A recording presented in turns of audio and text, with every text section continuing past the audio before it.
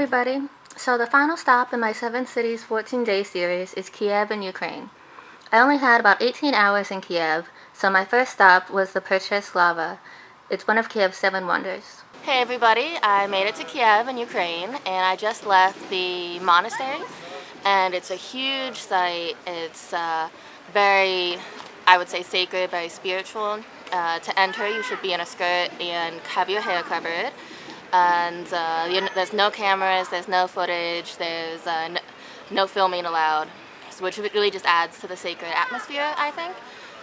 So I went there, I sat in one of the daily kind of like sermons, and it was just a very, very spiritual, sacred feeling you get from the environment. To give you some history and some facts behind the complex, so it was built in 1051, so many, many, many years ago. And the religion that it represents and people practice in it is Orthodox Christianity. Compared to Christianity that I'm used to in the U.S., it tends to be here a lot more traditional.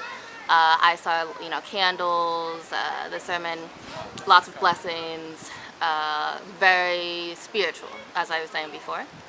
And I didn't arrive in time because of my flight, but you can go on guided tours to see the caves underneath the complex where they keep mummified spiritual leaders and things like that. I said sacred a lot in those videos, but really this experience was very traditional, religious. People were kissing images on the walls and holding candles, singing in unison.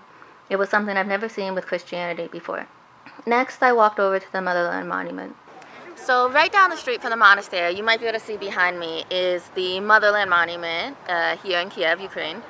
And it's a tribute to the contribution during World War II, but it's a huge statue, over 62 meters tall, just like 203 feet, lots of steel, and it's just a huge structure. It's really beautiful. So let's get a closer look.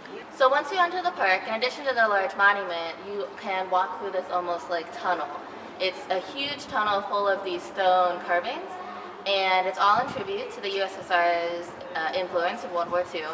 But these statues are larger than life. They're exaggerated. They're huge, huge statues. It really makes you just feel like you're in awe around all of this, completely surrounded. After the Motherland Monument, it was about time for dinner, so I headed to my hostel. For dinner, I had Ukrainian red borscht with tofu instead of sausage, and I read the local newspaper. Borscht is a traditional and common soup in Ukraine. After dinner was time for nightlife. Kiev is known for its nightlife, and I met some fellow travelers staying at the hostel. They're from Poland, and we enjoyed bar hopping together.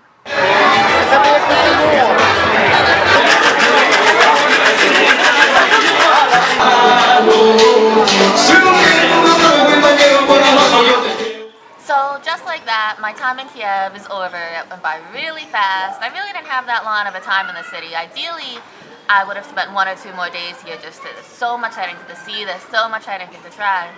But I think for the time I had, I did pretty well. I saw a lot. It was mesmerizing. It was beautiful. Tons of fun. And maybe I'll be back someday.